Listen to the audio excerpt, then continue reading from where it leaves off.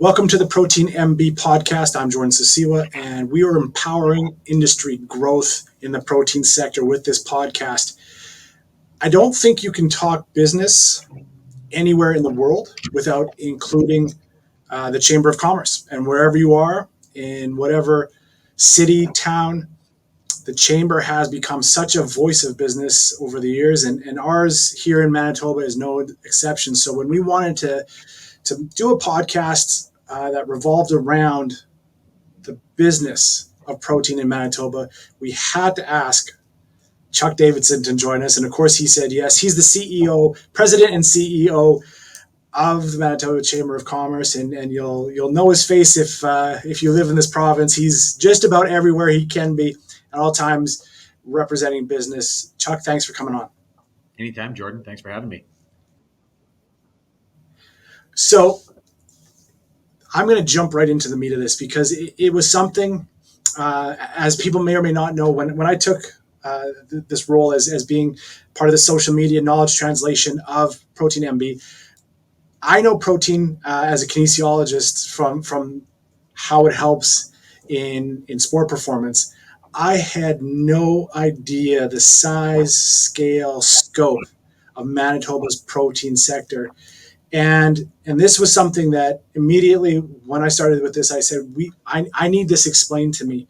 It is an $8 billion industry for the province of Manitoba. It represents upwards of 80,000 careers and jobs. I didn't know that things of this scale existed in Manitoba. And Chuck, if you can explain to me, and then I'm as lay as they come, if I can get it, then we can explain to Manitobans what does $8 billion of industry mean to a Manitoban? Well, I mean, Jordan, there's no question. I mean, the agriculture sector and the protein industry is one of the biggest for Manitoba's economy. I think when you think about Manitoba, you think about some of those key industries that are big job creators, that touch a variety of different communities throughout the province, a number of different industries, and protein is absolutely one of them. Mining would be another one, manufacturing, transportation. So that's really what drives the Manitoba economy. And I think the reality is, and not a lot of people I think have thought about this, whether it was, when they think protein, they always used to think in the past, well, it's pork and beef was those main producers. I think now when you're looking at the other proteins, when you're looking at pea production and others in the agricultural sector, they're just as big. And I think when you put all this together in the development of a broader strategy for Manitoba, this is where we can really become a world leader. Because at the same time, and you hear politicians say this all the time, but the reality is we have what the rest of the world needs. We have an abundance of protein that is easily marketable, that is easily exportable to the rest of the world that they're looking for. So when you're looking for those advantages for Manitoba, what's really going to grow the economy and provide the resources to government and the financial resources to government, protein is one of them. There's no question about it. It is one of the big dogs in Manitoba in terms of what's really going to drive our economy is this industry.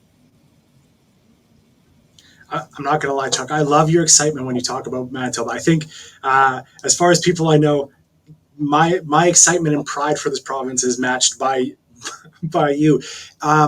Let's go a little deeper though, because it's that contribution to the economy that I know personally. I'm missing that connection. And again, like I've been at this just for a few months, connected with this team. So you see $8 billion, but where does that? So that's sales internally and around the world. Yeah. How does that get back into the Manitoba economy? Well, what that does is in a lot of communities, I mean, it's going to be the big drivers. You look at the communities in Manitoba, they're really starting to grow and they're really driven by agriculture. You look at a community like Nipawa, and what's driven the Nipawa community has been high life in the hog processing that's happened in that community. And what that's done, it attracts people to your community. And when you've got people in your community, what that also does is there's a whole lot of other things that are needed in your community. Other businesses will be attracted to that. You'll see housing be attracted to that. You're going to see increases in your hospitals, in your schools. And so when you have an industry like that is something that is a growth industry, what happens is that things grow around it as well. Is that it really becomes that catalyst in your community to attract people, to create that employment, What it also does creates that secondary employment as well. And so that always feeds into it. And when you see that happening in a lot of these communities, that's a key result of this. And I think what you're seeing in places like Portage la Prairie as well, specifically with a company like a Roquette coming in and making a significant investment in that community. And it's all those trickle pieces that go into other industries. And so, having a pea processing plant that may employ, I want to say, and I don't have the number specific, but it may employ, I think Roquette, it might be 100 employees, right? But I think the impact that it has on a broader framework in terms of the attraction from all of those farmers that are going to produce, the trucks that are going to be needed to bring resources to that facility, what can be done with the finished product as well. That's where you start to see the numbers really start to add up, and that small investment that a company might make, you're going to see it triple and quadruple in terms of the actual impact that it's having in a community is significant. And I think you can see those examples all over Manitoba.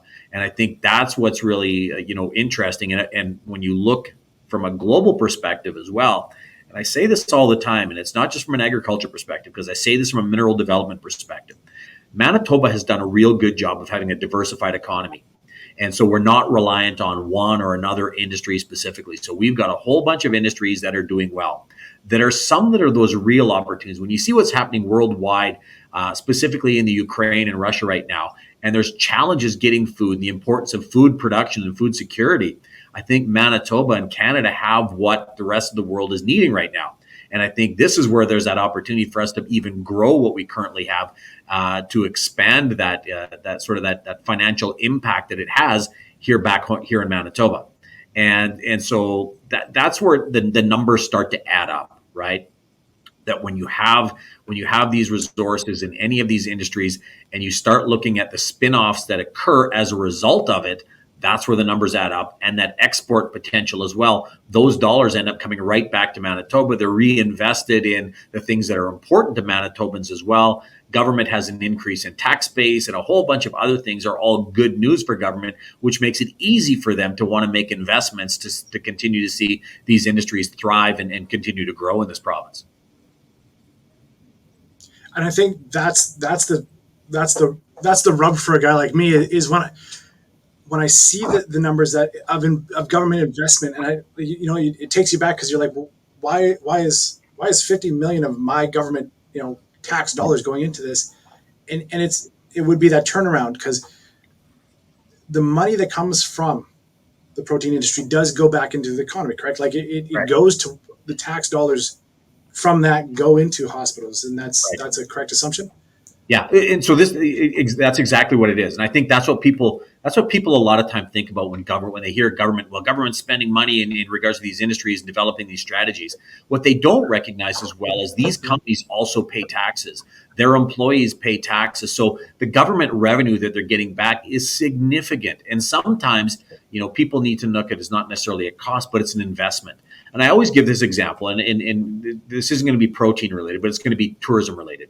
And so we spent a lot of time on the tourism industry, recognizing that's an important industry in Manitoba, and it's an important industry for a lot of communities as well. And government investment in tourism for the longest time was in the neighborhood of $7 to $10 million. What they never took into account was the fact that the tourism industry would pay back in regards to taxes to Manitoba about $250 million. And so that's how you need to start thinking. When you start thinking about that $8 billion, that the importance of it is to the Manitoba economy, a lot of that is tax revenue that the government is getting back. So it's just reinvesting some of that money. So any money that government is kind of putting towards these programs, what they need to recognize as well is they're getting it back. And probably, from when I always give the tourism example, and I would ask that question a lot. Well, how much government gives, and I would ask, how much do they think they get back? The number was never $250 million. People never recognized the sort of the scope of an industry like that. Well, protein is similar to that in terms of the dollars that are given back, the investment that these companies are making, not only at a provincial level, but also at a local level and a national level in regards to that tax base. This fascinates me because this is something where I'm consistently mind blown by the size of these numbers, because I don't mean to take anything away from my roots. I was born and raised in Kleefeld, Manitoba. I don't think in billions of dollars, Right. but I do think in terms of when you start spending money, I want to know, what are we spending it on? And I think that this is the conversation that I wish happened more often, especially with me, the general public, being privy to it, because I know guys like you here get to be there, Yeah. right, at the roots with lobbying, and with what you do. So how does the decision then get made? Yeah. What are our government leaders doing to say, okay, we're going to put 50 million here, 100 million here? How do they look for return on Yeah. investment? Well, a lot of times you're looking in terms of, government budgets. So government has this, $1 billion budget on an annual basis where they have to make decisions in terms of how they're going to spend their money on behalf of Manitobans. The reality is the majority of Manitobans want their dollars spent on healthcare. They want their dollars spent on education. They want their dollars spent on things that they're not necessarily going to get a return on that investment with, right? And so, but there are areas when it comes to economic development where it's not, and this is where I always caution government, don't consider it spending money. You're investing money. You're making investments that are going to pay off, because this is what it's really the business community in Manitoba that's going to drive the economy. Government doesn't create jobs. It's private sector companies that create jobs in this province. It's private sector companies that are going to grow, and they're going to create that prosperity and pay the salaries and the wages that Manitobans want. And so making investments in companies and making it attractive to do business in your province is exactly what government's supposed to do, is create that climate for businesses to make those investments. And so what Manitoba has is, obviously, it has this natural advantage. When you look at the protein industry, we have the proteins, we have the agriculture sector that is needed. We have a strong pork industry. We have a strong beef industry in this province. So you've got all of these various elements that not a lot of other jurisdictions have. Well, putting all of that together, developing a strategy around that, and looking at it from the perspective of, how do we grow this? And it's not necessarily just growing everything for export, but it's also looking at how can we create that supply chain? How can we create companies that are going to be dependent here locally, so that we can, build other companies around that as well. And I think that's a key part of it. So when government's making investments, whether it's in a strategy or it's making investments saying, you know what, we think this sector is going to be important to Manitoba going forward, because we've identified exactly, as I've said probably too many times already, we have what the world is looking for. How do we take advantage of that opportunity? How do we do that so that we can bring more dollars back into Manitoba to pay for the healthcare, the education, the thing that everybody wants, to make sure that there's not necessarily a return on those investments? And I think that's where, I'm always, having these conversations with government in terms of, okay, here's what our advantages are. Let's make some investments, develop a strategy, put a plan in place. Let's get behind this. Let's market it. Let's get out there. Let's be aggressive, have a trade strategy. Let's get all these things in place so that we can take advantage of these advantages that we do have. Yeah, isn't it beautiful to look around this amazing province, and you just know that it occurred. These things are natural. There's nothing that needs, like, we don't need to stretch the imagination. It's right there. And in the case of protein, it's food. Everyone needs it, Right. and it's an amazing thing to see. And Well, you set up the and, infrastructure. yeah, and that's exactly it. Is putting the infrastructure around it for us to be successful. So it's making sure that we've got a good transportation infrastructure system as well. We're well positioned based on our location, and a lot of times we're critical of ourselves, saying, well, we're in the middle of nowhere. We're also in the middle of North America, which makes it easy to get anywhere. We've got train access, we've got airline access, we've got road access for trucks. So it's not difficult for those proteins within a 24-hour time frame to get pretty much anywhere in North America, which is an advantage that we need to look at as well. So I think that's something that's important for us, I think, as we're developing this sector. But I think again and again, I'm glad that we're finally sort of developing the strategy to start really starting to take advantage of this, because that's what's going to be key for growing Manitoba's economy and getting us to that level that we really want to be at. And I know that, like I say, being around the halls here at ProteinMB, that is the goal is going worldwide on a big scale, because it's been harped on a lot. We have what the world wants. So Yeah. let me ask you this question, because, and again, I'm gonna pump your tires a little. Anyone that doesn't know Chuck, or doesn't follow his adventures on Twitter, LinkedIn, wherever, you're out and about, and you're in the community. I want to say daily. Yeah. I don't think a day goes by where you haven't been somewhere, getting people excited about Manitoba and business being done in Manitoba. As as a Manitoban, as a citizen, if you could put a job to that, what do you want to see the people of Manitoba doing to support business and Yeah. buying local being one of them? Is there more that a Manitoban can do to ensure, like, and I'll make the connection that I didn't make until working here is $8 billion of sales in the protein industry. I think, is it 3 billion in tourism, or is that low? I don't know what Yeah, the no, number. It it's was probably about when I saw. it's about 2.6. Yeah. Yeah, right. So there's $10 billion right Yeah. in those two, and that's not even mining. That's not even all. Like, the numbers just climb. As a Manitoban, that represents the hospital that I go to Right. being upkept. So then it's my responsibility, if I want all these great roadways and all this kind of stuff, I've got to find a way to support. So the Yeah. question to you is what can Manitobans do to be the best citizen possible?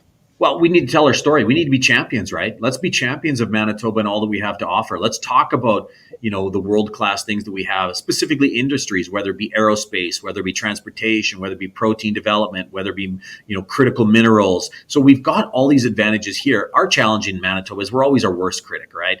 Like, we don't like to ever pump our tires and talk about all the great things that are happening in this province.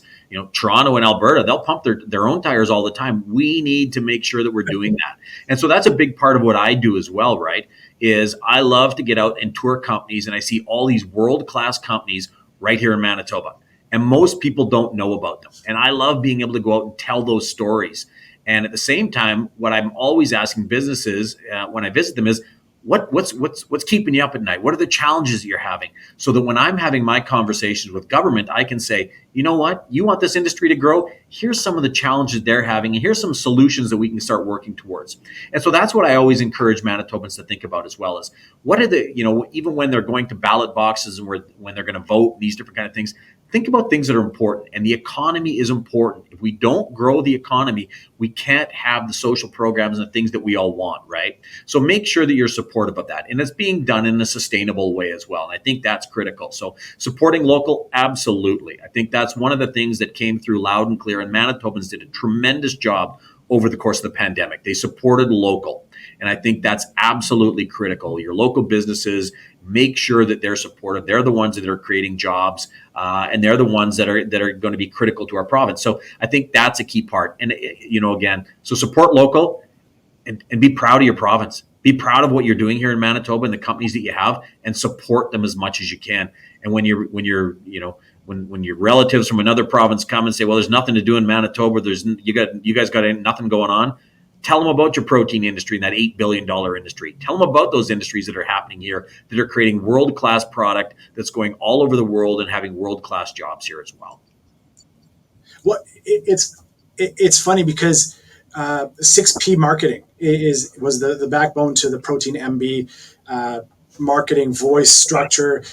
As this all rolls out and you see it, you'll see that team's fingerprint on it. And I think one of the most fascinating things was they put on the voice of ProteinMB should be outspoken. We should be bragging. We should be doing all these things because it, I think you hit on it there with Toronto, Alberta, and all these places. They don't need to be told, tell Yeah. everyone how great you are. Manitobans, we need to be told to brag, and this is the marketing thing. And I'll tell you again, thanks to getting involved here, I got to go out to Winkler Meats and seeing that whole ground up program, and that, like, and this I'll get you to speak on this part of it too, and this might be the last thing we get to here is that whole their Winkler Meats produces their own hogs, transports their own hogs, slaughters their own hogs, and makes one of the best products in the world. That the pharma sausage, I Yeah. grew up on that, and Yeah. I don't eat anything else. Yeah. And I think that's something we're seeing more of in Manitoba is the full start to finish, and here's your product. Yeah, look, and I think that just sort of adds to it, right? I think in the past, we would take our product, we would send it somewhere else to get made into something else, whether it would be cereal or what other product. Like, why don't we do that here? Like, let's attract those companies here, have them do it right next to, where the facility is. It makes a ton more sense. I mean, the same thing. I had the opportunity to tour some of the companies in Portage la Prairie, in Simplot, which makes the French fries. They go, all the potatoes in Manitoba, they all end up in Portage la Prairie. Where do those potatoes go? They go to McDonald's everywhere in the world, right? And it's like, really? Holy smokes. But we don't know those stories, right? And I get to see those stories because I go and visit some of these companies. We need to tell more of those stories. But how can we keep a lot more of that product here in Manitoba to make sure that, we're eating all the Manitoba product here as well? So I think that's a big part of it too, is just knowledge base. And it's having the opportunities to do podcasts like this. It's me telling the stories. It's taking business people on tours in various communities. They get to see this kind of thing firsthand, and they learn about what's going on in their own province. And that we start telling some of those stories, and we get out there and we start bragging about what Manitoba has to offer. Well, I'll tell you this. I did not realize from a carbon footprint, I guess I shouldn't lie and say like I'm some kind of Greenpeace activist, but I want to be somebody. I've got kids. I want to reduce that carbon footprint.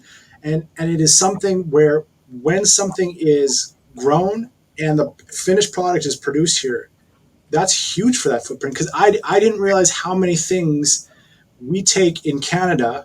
We take that ingredient portion of it, we ship it across the world, it gets turned into something, and then it comes back and we consume it. Yeah. And that's you can talk to that, but yeah. And look, that's one of the other things that became problematic over the course of the pandemic as well, is that supply chain. And so, what I've been saying to a number of businesses in Manitoba is take this time to rethink about what your supply chain looks like in terms of your finished product and the things that you need. We probably have a company here in Manitoba that can probably do it for you, but you may not know about them. And so it's exploring your own province to find out what that supply chain looks like. What are potential companies that might be looking for your product that you can work with that are closer to home? To exactly to your point, Jordan, I think, you see this so much. We create the product, then we send it somewhere else, then we bring it back. And to your point, like, what kind of impact does that have?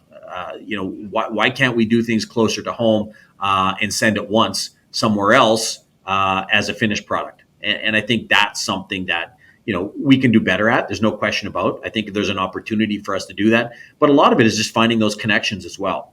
And I think that's where, organizations like the Chamber and many others, can continue to play a role of, recognizing here are the companies that exist here in Manitoba that your company may be able to work with. And you're going to see benefits from doing that.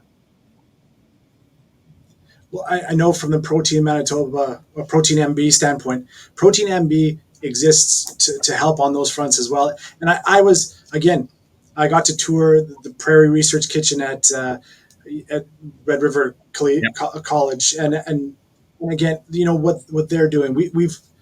It's seeing all of this stuff, and I'll make a promise to you right now: is at some point I'll be as knowledgeable, maybe just in protein, as you are on Manitoba, what's available. Good. And I'm going to continue to brag like crazy. Because, man, this province, I will tell you, every time someone talks to me about what's going on, I'm mind blown at the scale and excellence of our entrepreneurs. Yeah. And I think that it's, we're going to definitely get you back on this podcast and do a lot more stuff, because more people need to be shouting and bragging about Manitoba. Jordan, I've been doing this for 20 years. Every time I get out and visit a business, I learn something new, and I see some other kind of cool business that I can't wait to tell people about. Yeah. No, I hear you. Well, Chuck, as always, pleasure. Thanks, Good Jordan. to see you, and I'll definitely be making a call to get you back on here to brag and shout about how great things are. I can't thank you enough for being on. Anytime. Thanks, Jordan.